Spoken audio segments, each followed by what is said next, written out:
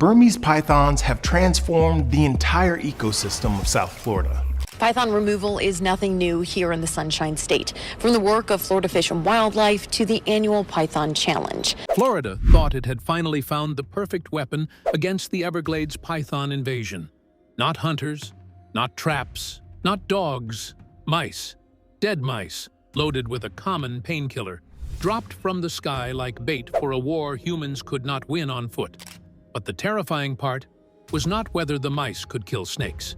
It was everything else they might kill first. The snake, Florida could not beat.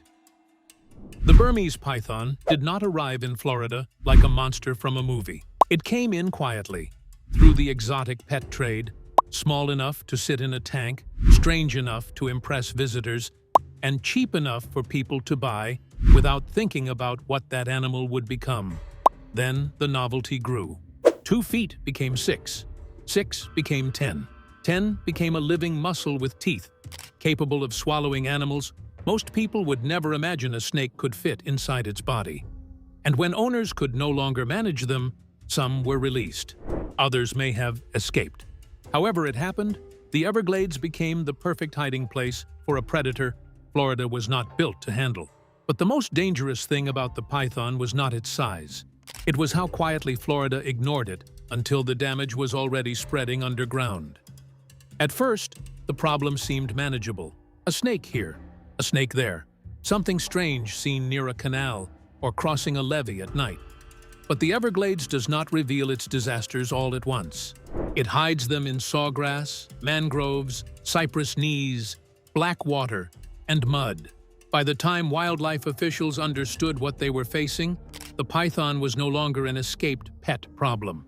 It was an invasion. Hunters removed pythons. Contractors removed pythons. State programs removed pythons. Competitions were created. Cameras followed men walking into the swamp at night with bags, hooks, headlamps, and bare hands. Every captured giant became a headline, especially the snakes stretching 17 or 18 feet long. But for every python dragged out of the wetlands, others remained unseen. That is the nightmare of this animal. You cannot fight what you cannot find. Burmese pythons vanish into the pattern of the place. Their bodies match the shadows, the reeds, the water, and the broken ground. A hunter can walk past one and never know it. A drone can fly over one and see nothing. And while Florida searched, the snakes kept eating. Raccoons, opossums, rabbits, birds, deer, anything that fit became food. In some parts of the Everglades, mammal sightings collapsed so sharply that the absence itself became the evidence. Roads that once showed raccoons and opossums at night started to feel empty. The swamp was not silent because it was peaceful.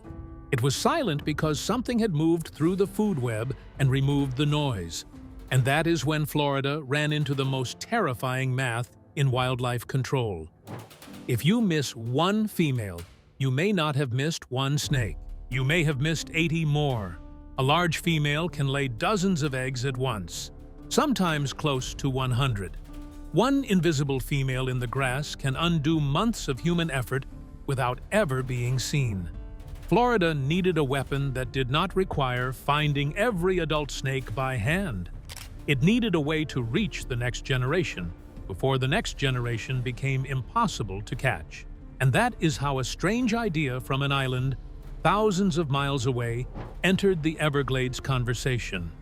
If you cannot hunt the snake, maybe you can weaponize the thing the snake wants to eat. The island that warned Florida. The idea did not begin in Florida.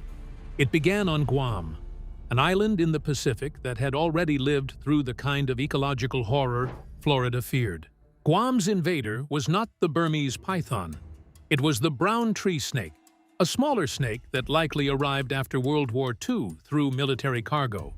At first, it did not look like the kind of animal that could destroy an island. It was not enormous. It was not famous. It was not the sort of creature that inspired monster headlines. But Guam had one weakness that made the snake unstoppable. Its native birds had not evolved with that kind of predator. Guam proved something Florida did not want to believe yet. An invasive snake does not need to look like a monster to erase an ecosystem. The brown tree snake found far more than a forest in Guam. It found an endless food source. Birds nested close to the ground, eggs remained unprotected, and native animals had never evolved defenses against a nocturnal snake that climbed trees with ease. The result was not merely a population decline, but the disappearance of many bird species. As the forests fell silent, pollination, seed dispersal, insect control, and cultural connections were also lost. The snake even climbed power lines, caused outages, entered homes, and disrupted daily life across the island. Then scientists discovered something strange. Acetaminophen, the active ingredient in Tylenol, was deadly to brown tree snakes in small doses. It was ordinary to humans, sitting in medicine cabinets everywhere, but the snake's body could not handle it. The challenge was not finding a poison. The challenge was delivering it without poisoning everything else. That was where the dead mouse came in. A mouse could carry the dose. A brown tree snake would eat it. But if the mouse fell to the ground, other animals might get it first. So researchers attached the mouse to a small cardboard streamer designed to catch in the branches. Dropped from the air, the mouse would float down, snag in the canopy, and hang where brown tree snakes hunted. It sounded ridiculous until it worked. The dead mouse became a precision tool. It could reach a snake humans could not see. It could be deployed over rough terrain. It could turn the predator's feeding behavior into a trap. And if it worked on Guam's invasive snake, the question became impossible to avoid. Could the same idea work in Florida? On paper, the logic was tempting. Burmese pythons were also vulnerable to acetaminophen. Young pythons ate small prey. Young pythons climbed. The Everglades was too big to search by hand. The tool had already been tested against an invasive snake disaster somewhere else. To a desperate wildlife manager, that combination did not sound insane. It sounded like hope, but Florida is not Guam. And that difference changed everything. Why the mice were meant for baby pythons. The first thing people misunderstand about the mouse drop idea is the target. The plan was never really about the giant pythons everyone sees in viral photos. A 16-foot adult Burmese python does not care about a dead mouse hanging in a tree. That animal is looking for bigger food. Rabbits, raccoons, birds, deer, and sometimes animals so large the footage feels impossible. A mouse is not worth the energy. The giants get the cameras, but the babies are where the invasion renews itself. The real target was the young python, hatchlings, juveniles, first-year snakes, the ones small enough to still feed on rodents, birds, and other prey that match the size of a bait mouse. They are not famous because they do not make dramatic photos, but biologically, they may matter more than the giants. Every massive snake Florida captures started as something small enough to hide in a handful of grass. That is the key to the strategy.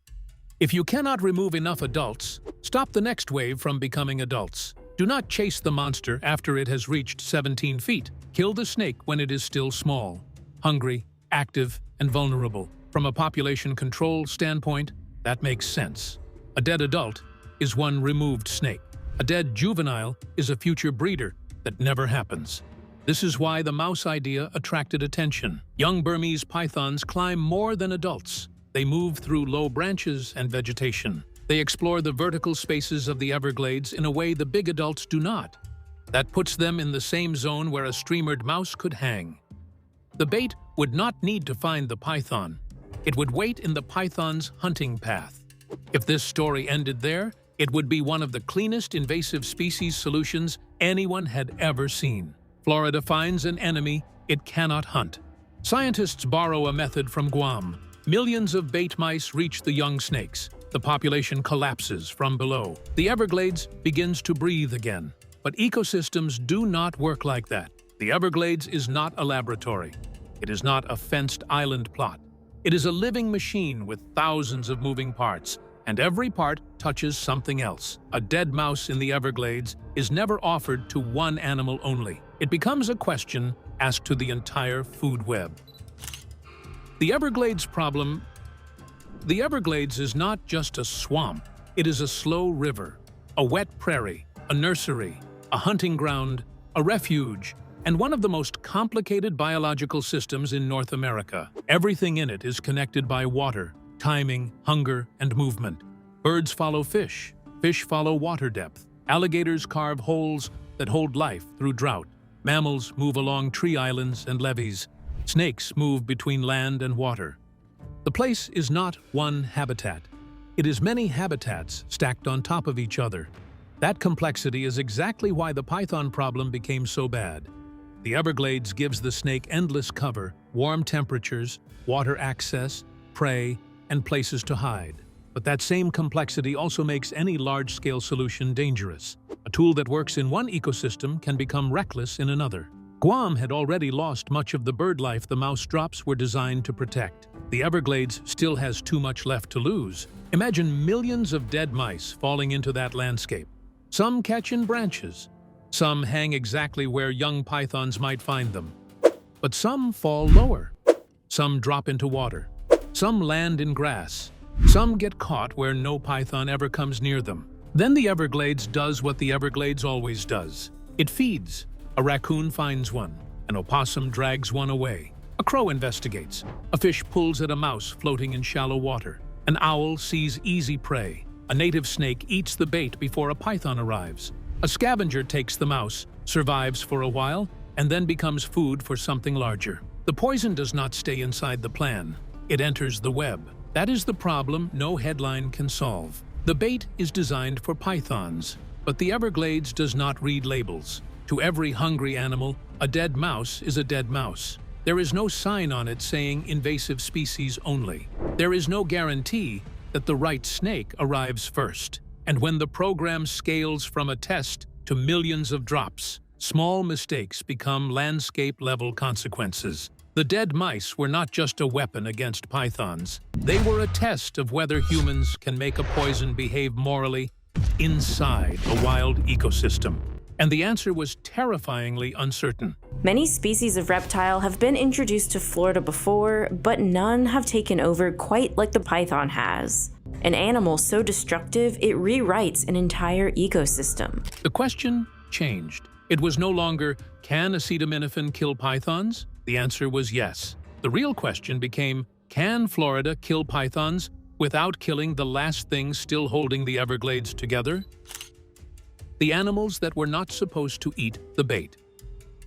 Start with the obvious victims. Raccoons and opossums have already been hammered by pythons in parts of the Everglades. They are exactly the kind of animals that might find a dead mouse and take it. That creates a cruel possibility. A program designed to save native wildlife could poison the same native wildlife that already survived the python invasion. These animals would not understand the bait as a threat. They would understand it as food that does not run away. The mice were meant to stop the predator, but the first animals to find them might be the predator's victims. Then there are birds. Raptors do not need to be full-time scavengers to take an easy meal. Owls, hawks, and other predators may grab dead or dying animals when the opportunity is there. The danger grows during nesting season, when adults are feeding young. Even if a dose is not enough to kill a large adult bird, it may affect a smaller animal, a nestling, or another link in the chain. The Everglades does not deliver consequences in straight lines. It sends them sideways. Water adds another layer. Pythons live near water. The bait would have to be used near water to reach them. But anything dropped from the air near water risks entering water. Fish could feed on it. Turtles could investigate it. Aquatic scavengers could tear it apart. Once the bait begins breaking down in water, monitoring what happens next becomes almost impossible. Native snakes create another problem. Florida has snakes that belong there, snakes that are part of the ecosystem, snakes that eat rodents and birds and other reptiles. A bait mouse does not know the difference between a Burmese python and a native predator. If a native snake eats the bait, the program may be killing animals that the ecosystem actually needs. One of the most important examples is the eastern indigo snake, the longest native snake in North America.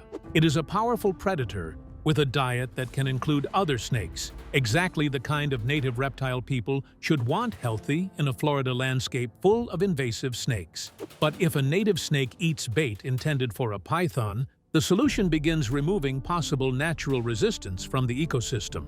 That is the maddening part. Florida is fighting a snake invasion partly because the ecosystem lacks enough effective checks on Burmese pythons. So if the mouse drop program harms native predators, even accidentally, it might weaken the very system that could help fight back over time. The program would win small battles while damaging the army it needs for the war. And then there is the animal that changes the entire moral calculation.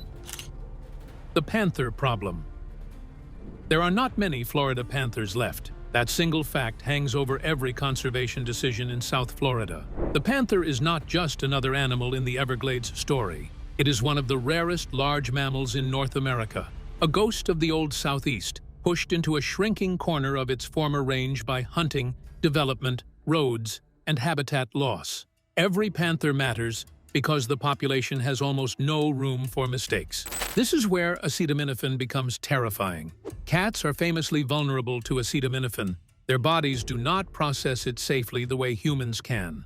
A dose that seems ordinary to a person can be deadly to a cat. That means any plan involving acetaminophen-laced bait immediately has to answer one question before anything else. What happens if a panther eats one? Some people hear that and say a panther would never bother with a mouse. That sounds logical until you remember how predators behave. Apex predators are not too proud to scavenge. They investigate smell. They take easy calories. A dead animal stuck low in brush is not beneath them. It is free food. A panther moving through the edge of the swamp does not know it is standing inside a control program. It just finds something edible. And if even one or two panthers were poisoned, the public reaction would be explosive. Not because people care about panthers more than everything else, but because the numbers are so unforgiving. When a population is that small, every death is a conservation event. A vehicle strike matters. A territorial fight matters. A disease outbreak matters. A poisoned bait mouse would not be treated as a regrettable side effect. It would be treated as a preventable failure. One python can lay dozens of eggs. One panther can represent a measurable piece of an entire species. That is the impossible math Florida is trapped inside. This is the point where the mouse drop idea stops being a simple science story and becomes a moral trap. Florida is trying to save an ecosystem from an invasive predator. But one of the animals that most needs that ecosystem protected could be put at risk by the protection strategy itself. If you do nothing, the pythons keep eating. If you act too aggressively, the cure may strike endangered species. There is no clean option. There is only damage management. That is the outcome no one expected. The shocking part was not that the dead mice were useless. It was that they were powerful enough to force a question Florida did not want to face. How much collateral risk is acceptable when the ecosystem is already in collapse? Why the public would explode. Even if scientists could reduce the risk, the public side of the plan would be brutal. Imagine the announcement. State officials step in front of cameras and explain that helicopters may drop large numbers of dead mice treated with acetaminophen into the Everglades to kill invasive snakes. They explain the dose. They explain the streamers. They explain Guam. They explain juvenile python behavior. They explain monitoring plans and targeted zones. Then the first headline appears. Florida dropping Tylenol-laced mice into the swamp. That is the only sentence most people would remember. Residents near drop zones would ask about pets. What happens if a dog finds one? What if a cat gets out? What if bait lands near a trail, a yard, a canal, a hunting area, or a place where children play? Environmental groups would ask about panthers, raptors, indigo snakes, alligators, fish, and endangered species. Opponents would call it reckless. Supporters would say the python invasion is already reckless. Lawsuits would likely arrive before the first large-scale deployment ever happened. Florida has seen this pattern before with biological control ideas. Even when the science is careful, the public does not react only to science. It reacts to images. Genetically modified mosquitoes became Franken mosquitoes in the public imagination. Poisoned mouse drops would be even easier to sensationalize because the mental image is impossible to soften. And the state would have to answer the same question again and again. Can you promise this will not harm panthers? Can you promise it will not harm pets? Can you promise it will not enter the food chain? Can you promise the bait will only reach pythons? The honest answer would be no, not completely. That does not automatically mean the program should never be tested, but it means the conversation would be ugly because the truth is ugly. The Everglades has a problem so severe that every meaningful solution carries risk. The public wants certainty. The ecosystem offers none. The other weapons. Florida is trying. Because the mouse drop strategy is so complicated, Florida has continued using other tools. Python hunters still matter. Contractors still work the roads and levees at night. Competitions still raise awareness and remove snakes. These programs do not solve the crisis alone, but they keep pressure on the population and keep the public paying attention. Detection dogs have also become part of the conversation. A trained dog can smell what a human cannot see. In the right conditions, dogs can locate pythons hidden in vegetation, along roads, or near structures. But dogs are not magic. Heat, terrain, water, distance, and safety all limit where they can work. The Everglades is not a normal search area. It is wet, hot, dangerous, and full of distractions. Every tool works somewhere. The problem is getting any tool to work everywhere the python hides. Radiotelemetry has produced some of the most useful tactics.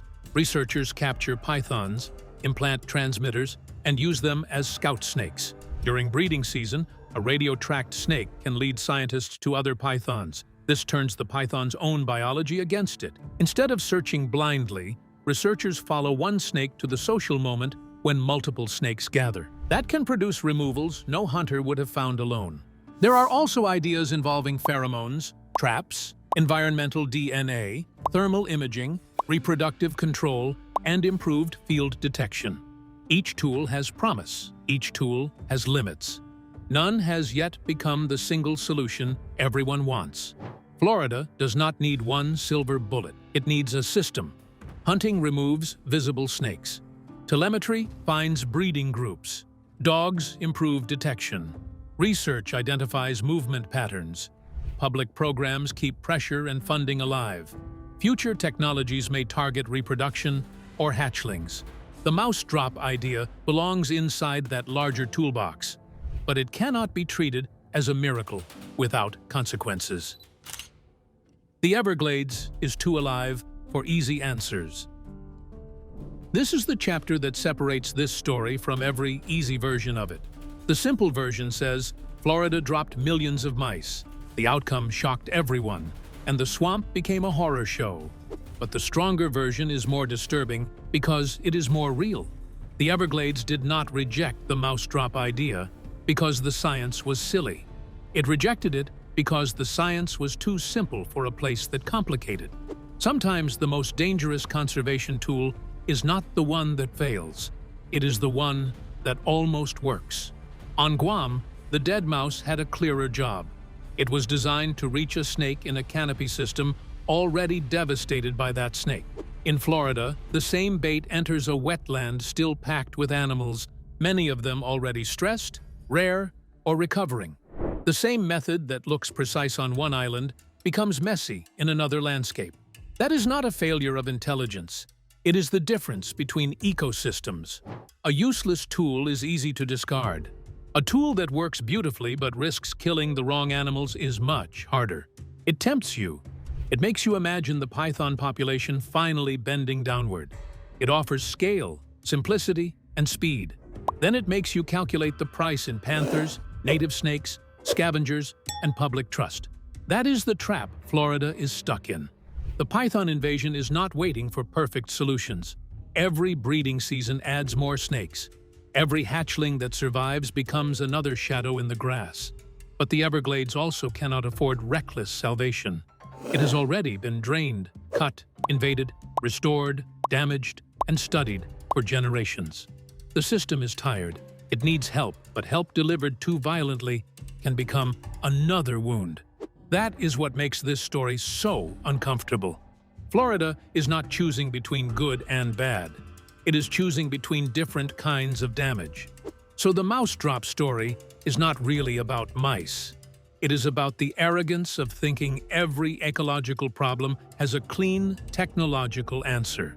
Humans created this crisis by moving animals around the world for money, novelty, and convenience. Now we are trying to repair it with helicopters, toxicants, telemetry, dogs, contests, and research. Some of those tools are necessary, but none erase the original mistake. Once an invasive predator becomes established in a system as complex as the Everglades, every solution arrives late. What happened next? So what happened after the mouse drop idea entered the Florida conversation? The answer is not the explosive ending people expect. Florida did not simply erase its python problem from the sky. The pythons did not vanish. The Everglades did not return to normal. Instead, the idea became a warning about how difficult the next phase of python control will be. The science showed promise. Acetaminophen could kill vulnerable snakes. Baited mice could theoretically target young pythons. Guam proved aerial baiting could reduce invasive snake numbers under the right conditions. But the Everglades forced researchers and managers to confront everything that could go wrong when that strategy moves into a richer, messier ecosystem. The plan did not collapse because it was stupid. It stalled because it was powerful enough to scare the people who understood it best. That is why the outcome shocked people. The plan that sounded crazy at first was not crazy enough to dismiss. It was scientifically plausible. It had precedent. It had logic. It had a target. But it also came with a food web problem so serious that it could not be ignored. Florida found itself staring at a weapon that might kill the enemy, but might also wound the battlefield. And while that debate continues, the snakes continue doing what snakes do. Somewhere under sawgrass, a female python coils around eggs. She does not know about public meetings. She does not know about chemical risk assessments. She does not know about Guam, Tylenol, helicopters, panthers, lawsuits, or restoration budgets. She only knows warmth, cover, and time. And right now, time is still on her side. That is the haunting truth. Florida has removed thousands of pythons. It has spent years building programs. It has hunters, scientists, dogs, cameras, radio transmitters, and public competitions. But the python does not need to beat all of that. It only needs enough females to remain unseen long enough to reproduce.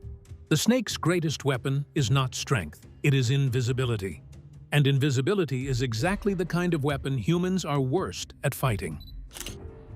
The female in the grass. Picture the final scene not from the helicopter, but from the ground. Just a stretch of wet grass at the edge of the Everglades, hot and still, with insects humming and water barely moving. Somewhere inside that pattern, a female Burmese python is wrapped around a clutch of eggs. Her body is a wall. Her camouflage is perfect. She has no reason to move, no reason to expose herself, no reason to fear the people who cannot find her. Above her, the state debates strategies. Scientists test tools. Hunters scan roads at night. Cameras wait for motion. Dogs search the air for scent. Somewhere in a lab, people study toxicants, tracking data, reproduction, and risk. Everyone is trying to reach her before those eggs become another generation.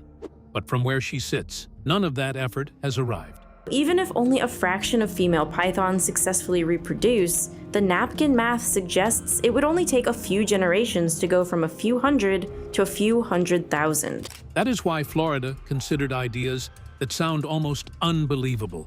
Not because officials wanted a strange headline, not because scientists were careless, but because the normal tools were not enough.